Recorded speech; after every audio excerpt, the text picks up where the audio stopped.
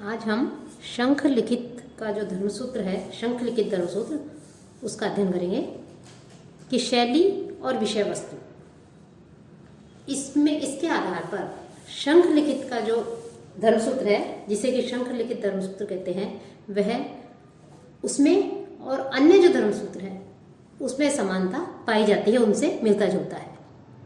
कि गौतम और आपस्तम, इनमें जिन भी विषयों का वर्णन किया गया है, जो भी विषय हमें मिलते हैं उसमें आए हैं, अधिकतर उन सभी विषयों को इस धर्मसूत्र में ग्रहण किया गया है। वो सभी विषय हमें इस धर्मसूत्र में भी प्राप्त होते हैं, इस धर्मसूत्र में भी मिलते हैं।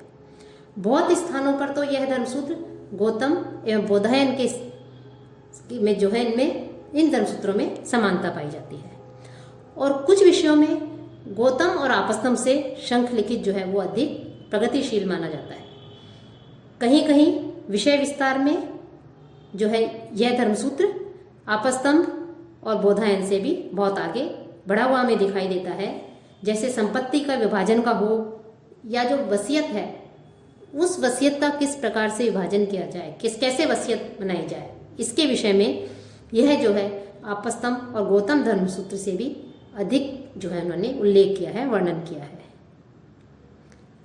शंख लिखित जो धर्मसूत्र है उसमें शंख की जो शैली है, वो शंख की शैली कौटिल्य का स्मरण कराती है। इन्होंने जिस भाषा का प्रयोग किया है अपने इस धर्मसूत्र में, कि शंख ने अपने धर्मसूत्र में जिस भाषा का प्रयोग किया है, वह भाषा व्याकरण सम्मत है।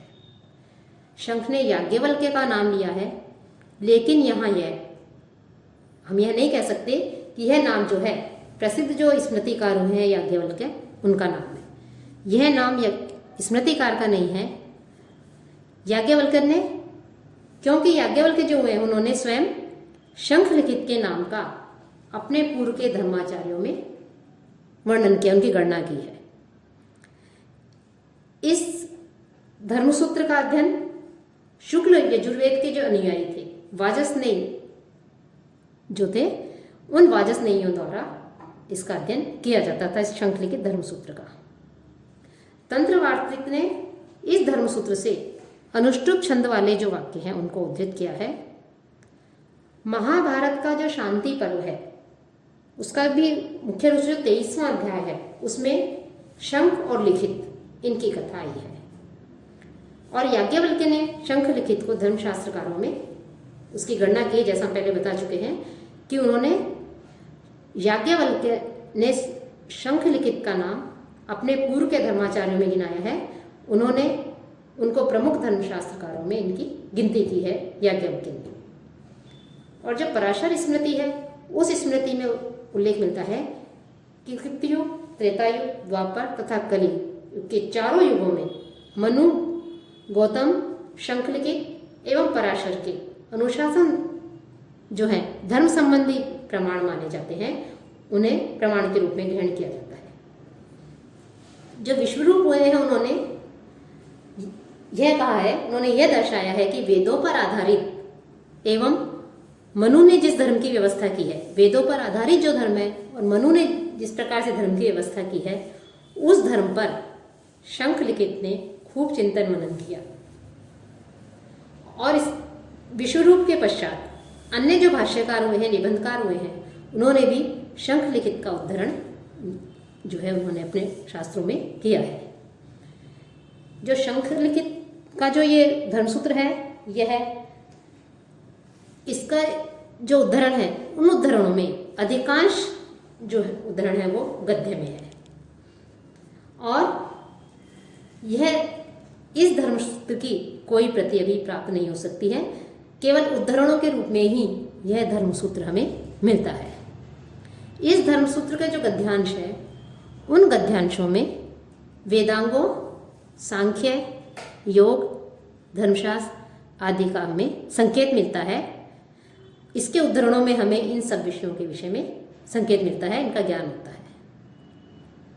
और पुराणों में वर्णित जो भौगोलिक जो हमें विवेचन मिलता है, जो इस भौगोलिक स्थिति का जो वर्णन है, सृष्टि संबंधी जो उल्लेख मिलता है, वो भौगोलिक और सृष्टि संबंधी उल्लेख हमें इस धर्म सूत्र में भी देखने को मिलता है। अर्थात पुराणों में जिन विषयों की चर्चा की गई है, भौगोलिक और सृष्टि संबंधी नियम, इन सब का उल्लेख हमें इस शंख लिखित जो धर्म सूत्र है इसमें भी हमें मिलता है। साथ ही अन्य जो आचार्य हुए हैं उन आचार्यों का भी इसमें उल्लेख मिलता है, जैसे प्रजापति, अंगिरस, उष्णा, प्राचेतस, व्रत गौतम, इनके जो मत हैं, जिन विषयों का इसमें वर्णन है और उन विषयों में इनका जो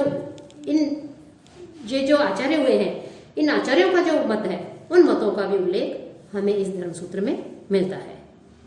और इसका जो पद्यांश है, उस पद्यांश में यम, कात्यायन और स्वयं जो शंख है उनके भी हमें इसमें नाम मिलते हैं। जीवानंद का जो स्मृति संग्रह है, उस स्मृति संग्रह में इस धर्म सूत्र के 18 अध्याय एवं शंख स्मृति के 330 तथा लिखित स्मृति के 93 श्लोक पाए जाते हैं। इसमें मिताक्षरा में इसके 50 श्लोक जो है वो उद्धृत किए गए हैं। यह धर्मसूत्र गौतम और आपस्तंभ के बाद का है, लेकिन जो याज्ञवल्क्य स्मृति है उससे पहले की ये रचना, पहले की कृति ये मानी जाती है। तो इस प्रकार से शंख लिखित जो धर्मसूत्र है, यह भी धर्मसूत्रों की दृष्टि से अत्यधिक महत्वपूर्ण है। इसमें भी अन्य सूत्रों से जो विषय आए हैं, उन विषयों का ग्रहण करके जो है, उन विषयों को लेकर के जो है इसमें विवेचन किया गया है, वर्णन किया गया है।